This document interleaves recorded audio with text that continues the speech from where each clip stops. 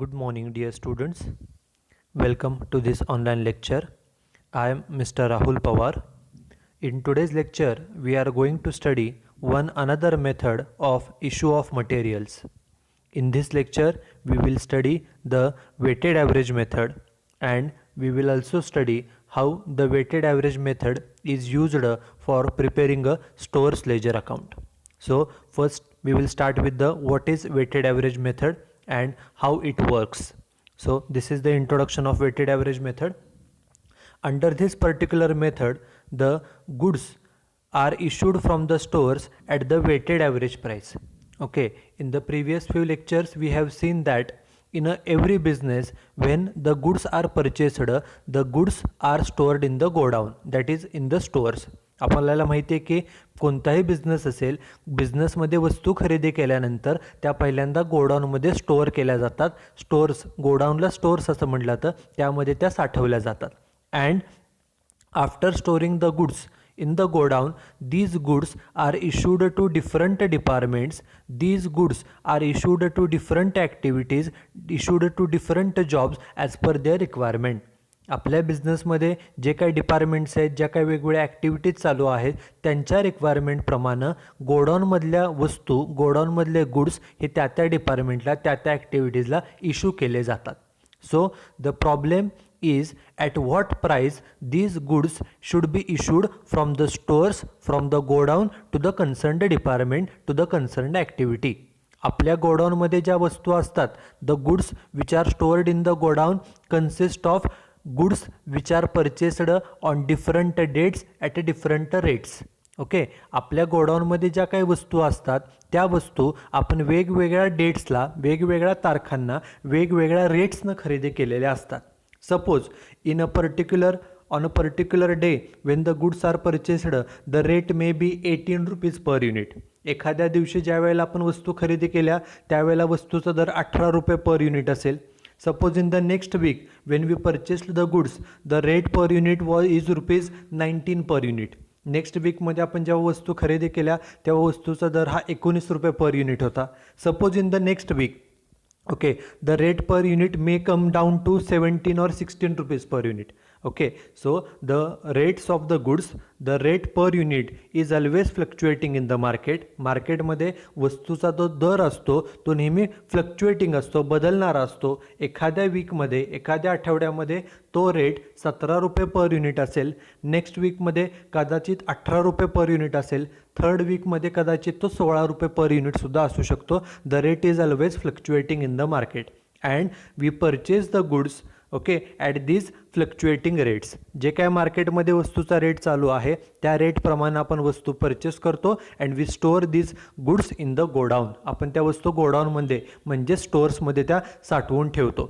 So the goods in the godown, आपल्या गोडाऊनमध्ये ज्या वस्तू असतात, the goods in the godown consist of the goods which are purchased on different dates at a different rates. Okay, आपल्या गोडाऊनमध्ये ज्या वस्तू शिल्लक असतात त्या वस्तूपैकी काही वस्तू, ज्या वस्तू शिल्लक असतात त्या वेगवेगळ्या तारखांना, वेगवेगळ्या डेट्सला खरेदी केलेल्या असतात आणि त्याचे रेटसुद्धा वेगवेगळे असतात. So the problem is at what price these goods should be issued to different departments to the different activities of the business. आपल्या गोडाऊनमधल्या ज्या वस्तू आहेत, ज्या वस्तूंचा रेट हा वेगवेगळा आहे. काही वस्तूंचा रेट 16 रुपये आहे, काही वस्तूंचा रेट 18 रुपये, काही वस्तूंचा रेट हा 17 रुपये आहे. वस्तू एक प्रकारचीच आहे, ओके, वस्तू एकच आहे, परंतु ती वस्तू वेगवेगळ्या तारखांना खरेदी केल्यामुळं त्या वस्तूंचे रेट्स हे वेगवेगळे आहेत. मग वस्तूचे रेट्स वेगवेगळे आहेत. मग ह्या वस्तू एखाद्या डिपार्टमेंटला, एखाद्या ॲक्टिव्हिटीला देताना, त्या इश्यू करताना कोणत्या प्राईसने इश्यू केल्या पाहिजेत? 16 रुपयाने केल्या पाहिजेत, 18 रुपयाने केल्या पाहिजेत का 17 रुपयानं? It is always a problem for the store keeper. Okay, जो चा म्हणजेच गोडाऊनचा इन्चार्ज असतो त्याला स्टोअर कीपर असं म्हटलं जातं. त्या स्टोअर कीपरला he always faces a problem regarding at what price the goods should be issued to the various departments. आपल्या गोडाऊनमधल्या वस्तू ह्या वेगवेगळ्या डिपार्टमेंटला देताना इश्यू करताना कोणत्या प्राईसनं करायचा हा नेहमी स्टोअर कीपरला प्रॉब्लेम असतो. आणि ह्या प्रॉब्लेम सॉल्व्ह करण्यासाठी for solving this problem there are various methods out of which the method which we are going to study is weighted average method. आपण या आजच्या लेक्चरमध्ये वेटेड ॲव्हरेज मेथड पाहणार आहोत की ज्याद्वारे आपण गोडाऊनमधल्या वस्तू ह्या कोणत्या रेटनं इश्यू केल्या जातात वेगवेगळ्या डिपार्टमेंट्सला ते आपण ह्या मेथडमध्ये पाहणार आहोत. So read the sentence carefully. Under this method the goods are issued from the stores means godown. Under this method the goods are issued from the godown at a weighted average price. आपण goods issue करताना गोडाऊनमधल्या ज्या वस्तू आहेत त्या issue करताना कोणत्या रेटनं करतो? At a weighted average price. आपण एक वेटेड ॲव्हरेज प्राईस कॅल्क्युलेट करतो. ओके, आणि त्या प्राईसनं वस्तू ह्या इश्यू केल्या जातात. ना question is what is weighted average price and how it is calculated. Weighted average price म्हणजे काय आणि ती कशी कॅल्क्युलेट केली जाते? The formula is given. Okay, price is equal to issue price that is weighted average price is equal to formula काय बघा, total value of goods in hand.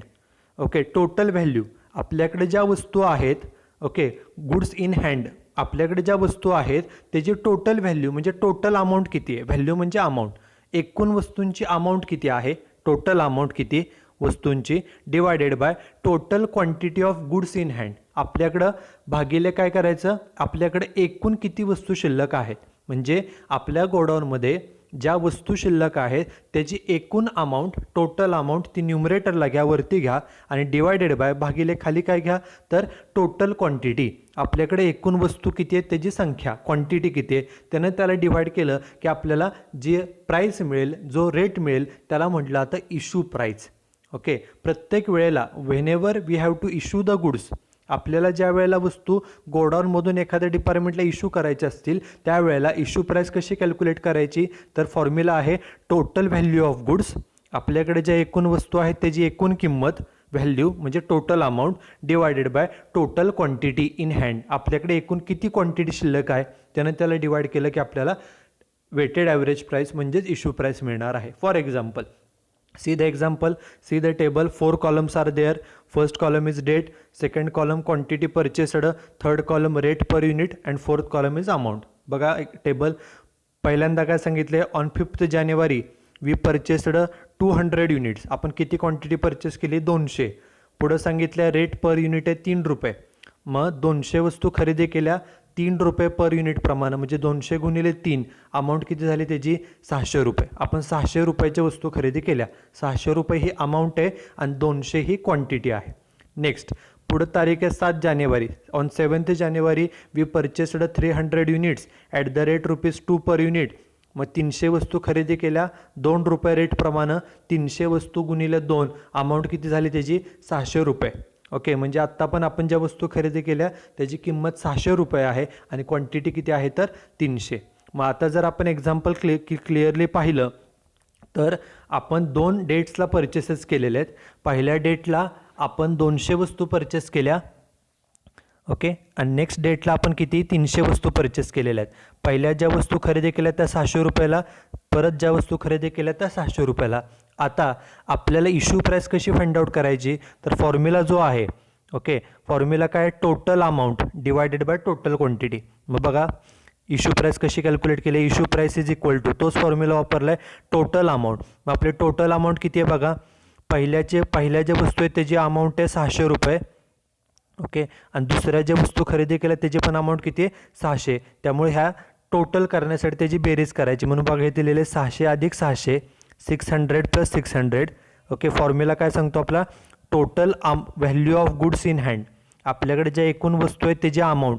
मग अमाऊंट किती आहे तर पहिल्या वस्तूंची अमाऊंट ही 600 आहे खरेदी केलेल्या आणि दुसऱ्याची पण किती आहे 600. मग त्याची बेरीज केली 600 अधिक 600 आणि डिवायडेड बाय फॉर्म्युलाप्रमाणे भागिले काय करायचं टोटल क्वांटिटी. मग आपल्याकडे टोटल क्वांटिटी किती आहे बघा, टोटल क्वांटिटी आहे पहिली 200 आणि दुसरी 300. ह्या दोन्हींची बेरीज घेतली 200 आणि 300, खाली इज इक्वल टू बेरीज केली 600 अधिक 600 म्हणजे आलं 1200 भागिले 200 अधिक 300 200 प्लस 300 ते किती येतं 500 डिवाइड केलं 1200ला 500ने डिवाइड केलं रेट किती आला 2.4 पर unit. Okay, so issue rate कसा फाइंड आउट करायचा तर सिम्पल आहे, फॉर्म्युला वापरायचा total value divided by total quantity. Total value म्हणजेच टोटल अमाऊंट. टोटल अमाऊंट कशी फाइंड आउट करायची, जे आपल्याकडे वस्तू शिल्लक आहेत त्या अमाऊंटची बेरीज 600 आणि 600ची बेरीज येते 1200 भागिले टोटल क्वांटिटी. क्वांटिटी किती शिल्लक आहे 200 आणि 300 म्हणजे 500 म्हणजे 1200 भागिले 500. एका वस्तूचा रेट किती आला 2.4 पर युनिट. ओके, ह्याप्रमाणे वस्तूची इश्यू प्राइस जी आहे ती फाइंड आउट केली जाते. नाव for clear understanding of this particular method we will see this example. This is example. Read the example carefully. Following data is available in respect of a particular material for the month of July 2018. आपल्याला जुलै 2018ची माहिती दिलेली आहे. पहिल्यांदा opening stock दिलेला आहे. Opening stock किती आहे 300 वस्तू at the rate ₹26 per unit. हा ओपनिंग स्टॉक आहे. Opening stock means opening balance.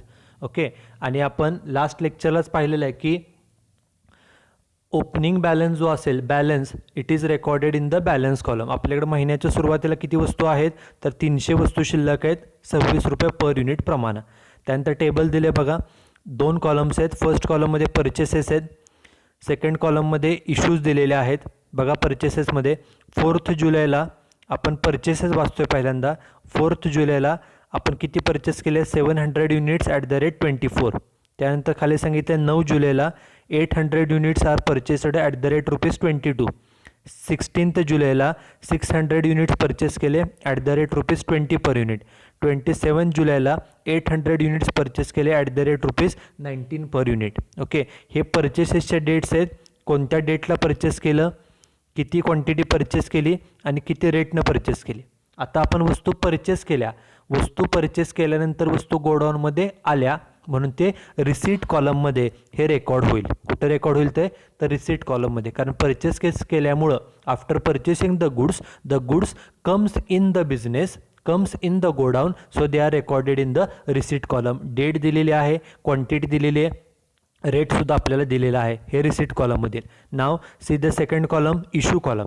आपण गोडाऊनमधून कोणत्या डेटला किती वस्तू इश्यू केल्या तर 5 जुलैला 600 वस्तू इश्यू केल्या, 8 जुलैला 200 वस्तू इश्यू केल्या, 15 जुलैला 500 इश्यू केल्या, 26 जुलैला 800 इश्यू केल्या आणि 31 जुलैला 700 इश्यू केलेल्या. ह्या इश्यूचे डेट्स आहेत आणि इश्यूची आपली क्वांटिटी आहे. आणि खाली सांगितले prepare stores ledger account under weighted average method. आपल्याला वेटेड ॲव्हरेज मेथड अंतर्गत हे स्टोअर्स लेजर अकाउंट तयार करायचे.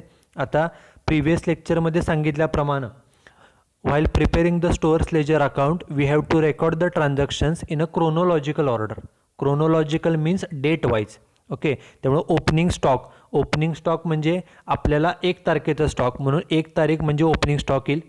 आता 1 तारखेनंतर पुढची डेट काय येईल बघा. परचेसेसच्या डेट्स आपल्याला दिलेल्या आहेत, इश्यूच्या डेट्स दिलेल्या आहेत. बघा पहिली तारीख, पहिल्यांदा ओपनिंग स्टॉक 1 तारखेला येईल. त्याच्यानंतर नेक्स्ट डेट कोणती येईल, नेक्स्ट डेट येईल 4 तारीख. 4 नंतर कोणती येईल तर 5. 5 नंतर 8, 8 नंतर 9, 9 नंतर 15, 15 नंतर 16, 16 नंतर 26, 26 नंतर 27 आणि 27 नंतर कुठले येईल तर 31. आपल्याला परचेसेसच्या डेट्स वेगळ्या आहेत, इश्यूच्या डेट्स वेगळ्या आहेत, पण आपल्याला स्टोअर्स लेजर अकाउंट तयार करताना ते क्रोनॉलॉजिकल म्हणजे डेट वाईज ते तयार करायचं आहे. कॉलम सेम आहेत. पहिल्यांदा ओपनिंग स्टॉक आपल्याला लिहायचं आहे. Okay, this is the solution. At the center we should write stores ledger account into bracket method weighted average method. Okay, like previous method there are 4 columns. First column is date for recording the date. Second column is receipt म्हणजे वस्तू godown मध्ये आल्या. when the goods comes in the godown they are recorded in the receipt column. Godown मध्ये वस्तू आल्यानंतर त्या receipt मध्ये record केल्या जातात. Next third column is issue. In issue column we record goods issued from godown, goods issued from stores to other department, and last column is balance. This column is to record the goods remaining in the godown. Godown मध्ये किती वस्तू शिल्लक आहेत हे त्या balance कॉलममध्ये record केल्या जातात. आणि प्रत्येक जो कॉलम आहे रिसीट कॉलम असेल, इश्यू कॉलम असेल किंवा बॅलन्स कॉलम असेल. त्या प्रत्येकाचे 3 भाग असतात. एक म्हणजे quantity, second rate, third amount. Quantity, rate, amount, quantity, rate, amount. Okay. आता पहिल्यांदा त्यांनी सांगितलं की 2018 आणि जुलै महिना आहे, तेव्हा पहिल्यांदा डेट कॉलममध्ये इयर आणि मंथ मेन्शन करायचं, 2018 आणि जुलै. ओके. आता त्यानंतर एक एक डेट घेऊया. पहिल्यांदा त्यांनी ओपनिंग स्टॉक सांगितला आहे. ओपनिंग स्टॉक म्हणजे 1 तारखेचा स्टॉक, म्हणून 1 तारखेला तारीख लिहिली 1. आता हा ओपनिंग स्टॉक आहे म्हणजे हा ओपनिंग बॅलन्स आहे, तो डायरेक्ट बॅलन्स कॉलममध्ये लिहायचा. तेव्हा बाकीच्या प्रत्येक कॉलममध्ये डॅश डॅश डॅश केलं. किती बॅलन्स आहे बघा आपला, त्यांनी बॅलन्स सांगितलेला आहे किती, 300 वस्तू 26 रुपये पर युनिट प्रमाणे, म्हणून क्वांटिटी लिहिली 300, रेट 26 रुपये, 300 गुणिले 26 गुणाकार घेतला अमाऊंट कॉलममध्ये किती, 7,800. म्हणजे आपल्याकडं महिन्याच्या सुरुवातीला 300 वस्तू आहेत, एक वस्तू 26 रुपये प्रमाणे, त्याची अमाऊंट किती झाली, 7,800. दिस इज फर्स्ट. आता 1 तारखेनंतर पुढची तारीख कोणती येईल बघा, तर इथे येईल 4 तारीख. किती तारीख येईल, तर 4 तारीख. 4 तारखेला आपण परचेस केले वस्तू. परचेस केल्या की गोडाऊनमध्ये येतात वस्तू, त्यामुळे ते रिसिट कॉलममध्ये किती परचेस केल्या, 700 वस्तू 24 रुपये प्रमाणे. मग बघा पुढची डेट 4 तारीख घेतली, रिसिट कॉलममध्ये लिहिलं 700 वस्तू 24 रुपये प्रमाणे, 700 गुणिले 24 गुणाकार किती आला, 16,800. आपण एवढ्या वस्तू खरेदी केल्या, इश्यूमध्ये डॅश डॅश डॅश केलं. ओके. आता बॅलन्स कसा लिहायचा, तर in weighted average method the balance is recorded at a combined figure. Okay. बघा आपण आत्ता किती वस्तू परचेस केलेल्या आहेत, आत्ता आपण 700 वस्तू परचेस केलेल्या आहेत. गोडाऊनमध्ये अगोदर किती वस्तू होत्या, 300 होत्या. मग गोडाऊनमध्ये अगोदर 300 होत्या, आपण आत्ता नवीन 700 खरेदी केल्या. 300 होत्या, 700 खरेदी केल्या, म्हणजे टोटल वस्तू किती झाल्या, तर 1,000 वस्तू झाल्या. सो बॅलन्समध्ये आपल्या स्टॉकची क्वांटिटी किती झाली, 1,000. ओके. म्हणजे आपण काय केलं, क्वांटिटीची बेरीज केली.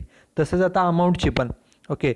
जुना स्टॉक आपला किती रुपयाचा होता, 7,800 रुपयाचा स्टॉक होता. वेट, जुना स्टॉक कितीचा होता, 7,800चा, आणि नवीन किती रुपयाचा खरेदी केला आहे, 16,800चा. मग ह्या दोन्हींची बेरीज केली, ती बेरीज किती आली, 24,600 रुपये. म्हणजे जसं आपण क्वांटिटीची बेरीज केली, कशी बेरीज केली पुन्हा एकदा बघा. आपण आत्ता 700 वस्तू खरेदी केलेल्या आहेत, त्याच्या अगोदर गोडाऊनमध्ये जुन्या किती होत्या, 300. म्हणजे 300 होत्या प्लस 700 खरेदी केल्या, म्हणजे झाले किती, 1,000. बेरीज केली. तसंच अमाऊंटची पण, जुना स्टॉक होता 7,800चा, नवीन परचेस केला 16,800चा, दोन्ही अमाऊंटची बेरीज किती आली, 24,600 रुपये एवढी त्याची बेरीज आली. ओके. म्हणजे जसं आपण क्वांटिटीची बेरीज केली, तशी अमाऊंटची पण बेरीज करायची. आता प्रश्न येतो, हा रेट कसा फाइंड आउट करायचा. ओके. आपल्याकडे आता एकूण किती वस्तू शिल्लक आहेत बघा, गोडाऊनमध्ये 1,000 वस्तू शिल्लक आहेत, आणि त्याची टोटल अमाऊंट किती आहे, 24,600. मग रेट पर युनिट कसा फाइंड आउट करायचा असतो, 1,000 वस्तूंची किंमत 24,600. मग एका वस्तूची किंमत कशी फाइंड आउट करायची, तर सिम्पल फॉर्म्युला असतो, अमाऊंट घ्या कॅल्क्युलेटरवर, त्याला डिवायडेड बाय क्वांटिटी. मग 24,600ला 1,000नं डिवाइड केलं की एका वस्तूचा दर किती मिळेल, 24 रुपये 60 पैसे. 24.60 is the rate of per unit, rate per unit. Okay. Rate per unit कसा फाइंड आउट केला पुन्हा एकदा बघा. अमाऊंट जे आहे टोटल अमाऊंट, त्या टोटल अमाऊंटला टोटल क्वांटिटीने डिवाइड केलं की आपल्याला रेट मिळतो. अमाऊंट भागिले क्वांटिटी केलं की आपल्याला रेट मिळतो. रेट किती आला, तर 24.6. अमाऊंट भागिले क्वांटिटी, तोच फॉर्म्युला मगाशी आपण पाहिला आहे बघा, total amount divided by total quantity. मग आपल्याला तो रेट मिळणार आहे. आपल्या इथं रेट किती आला, मग आता 24.6 एका वस्तूचा दर. आता हा जो 24.6 रेट आलेला आहे, ओके, ह्या रेटनंच इथून पुढं वस्तू इश्यू करायच्या. कधीपर्यंत हा रेट बदलतो, कधी, this issue rate changes when we make the new purchases. नवीन वस्तू परचेस केल्यावरतीच हा रेट बदलेल. तोपर्यंत या 24.6 याच रेटनं वस्तू इश्यू करायच्या, गोडाऊनमधनं द्यायच्या. नवीन वस्तू परचेस केल्या की मगच हा रेट बदलतो. बरोबर. मग आता आपला रेट किती आला आहे वस्तूचा, 24.6 हा रेट आलेला आहे. आपली 4 तारीख झाली. बघा पुढची तारीख, 4 नंतर पुढची तारीख आहे 5. 5 तारखेला किती इश्यू करायचे आहेत, तर 600 वस्तू इश्यू करायच्या आहेत. मग बघा तारीख घेतली 5, इश्यू करायचे आहेत म्हणून इश्यू कॉलममध्ये 600 वस्तू रेट आत्ता सांगितला, रेट कुठला घ्यायचा, पाठीमागच्या तारखेचा जो बॅलन्सचा रेट होतो किती आहे 24.6, 600 वस्तू 24.6 प्रमाणे गुणाकार किती आला 14,760 बरोबर. हा इश्यू केला. आता बॅलन्स कसा लिहायचा, मगाशी आपण बेरीज केली, आता गोडाऊनमधनं वस्तू इश्यू केल्यात म्हणजे वस्तू कमी झाल्या, गोडाऊनमधल्या कमी झाल्या म्हणजे मायनस करायचा. बॅलन्स कसा फाइंड आउट करायचा बघा, आपल्या गोडाऊनमध्ये आधी किती वस्तू होत्या, गोडाऊनमध्ये वस्तू होत्या 1000, त्यातल्या किती इश्यू केल्या 600, 1000 पैकी 600 गेल्या, मग राहिले किती 400, वजाबाकी केली. तसंच जुन्या वस्तूंची अमाऊंट किती होती 24,600, त्यापैकी आत्ता किती इश्यू केल्या 14,760, वजाबाकी करा.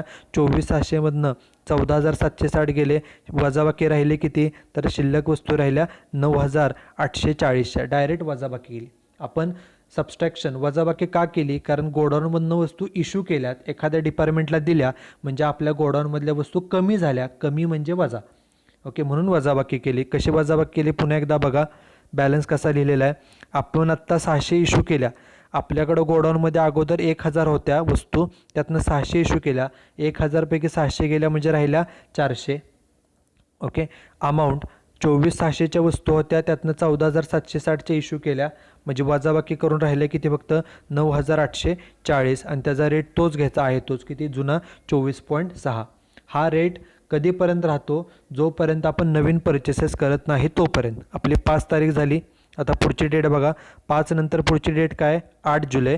8 जुलैला आपण किती वस्तू इश्यू केल्यात, तर 200 वस्तू. मग बघा डेट लिहिली 8, 200 वस्तू इश्यू करायच्यात. कुठल्या रेटनं, जो पाठीमागचा रेट आहे बॅलन्सचा तो किती येतो रेट 24.6, त्या रेटने इश्यू केल्या 200 वस्तू 24.6 प्रमाणे, म्हणजे अमाऊंट किती झाली 4,920, गुणाकार केला. आता बॅलन्स पुन्हा तसाच, आपण आत्ता गोडाऊनमधनं 200 इश्यू केल्यात म्हणजे आपला गोडाऊनमधला स्टॉक कमी होईल, कमी होईल म्हणजे आता वजाबाकी करायची. कशी वजाबाकी येईल बघा, आपण आत्ता किती इश्यू केल्यात वस्तू 200, गोडाऊनमध्ये होत्या किती अगोदर 400, 400पैकी 200 इश्यू केल्या, मग राहिले किती गोडाऊनमध्ये 200 वस्तू राहिल्या, वजाबाकी केली क्वांटिटीची. आता अमाऊंटची वजाबाकी बघा, आपल्या गोडाऊनमध्ये आधी वस्तू किती रुपयाच्या होत्या 9,840, त्यापैकी किती रुपयाच्या इश्यू केल्या 4,920, 9,840मधून 4,920 गेले, राहिले किती अमाऊंट, तर 4,920 एवढी अमाऊंट शिल्लक राहिली. रेट तोच येतो 24.6.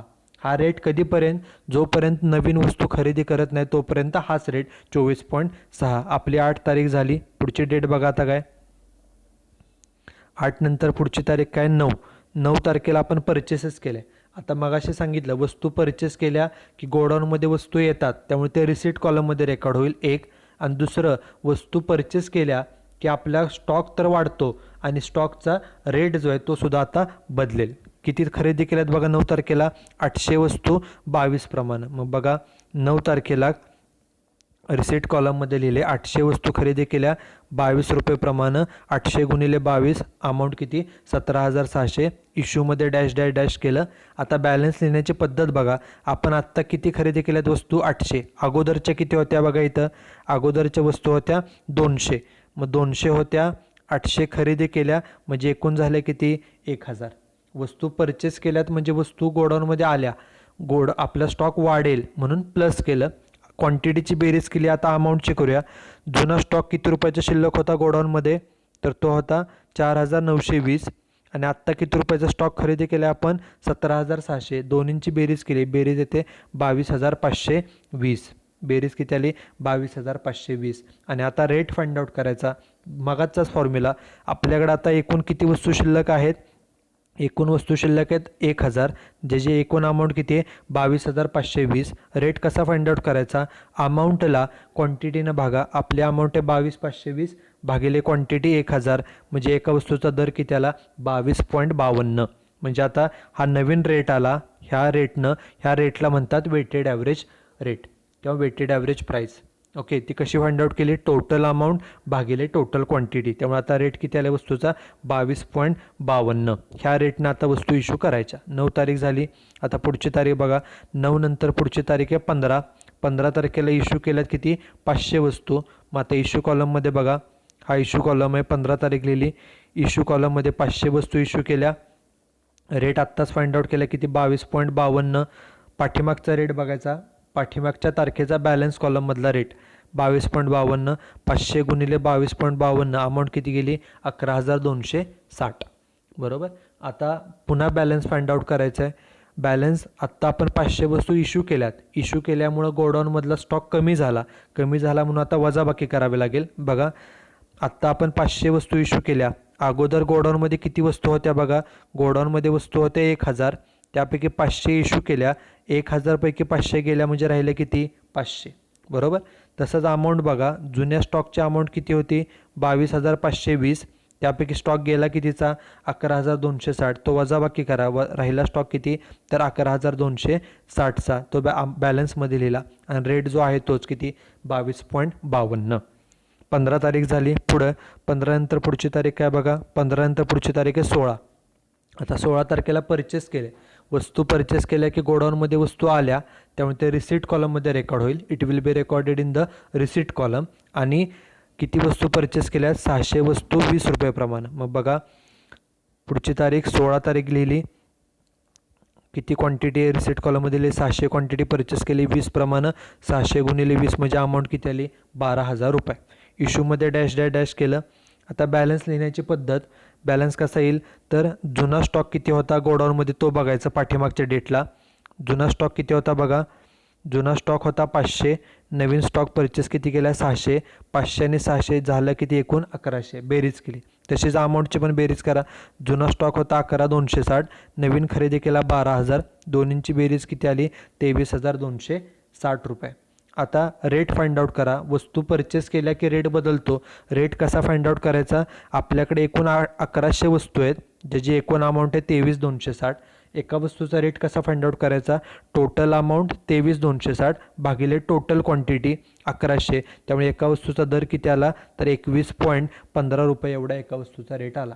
Rate per unit find out करण्याचा फॉर्म्युला असतो टोटल अमाऊंट जी 23,260 आहे भागिले टोटल क्वांटिटी किती 1100. एका वस्तूचा रेट किती आला 21.15.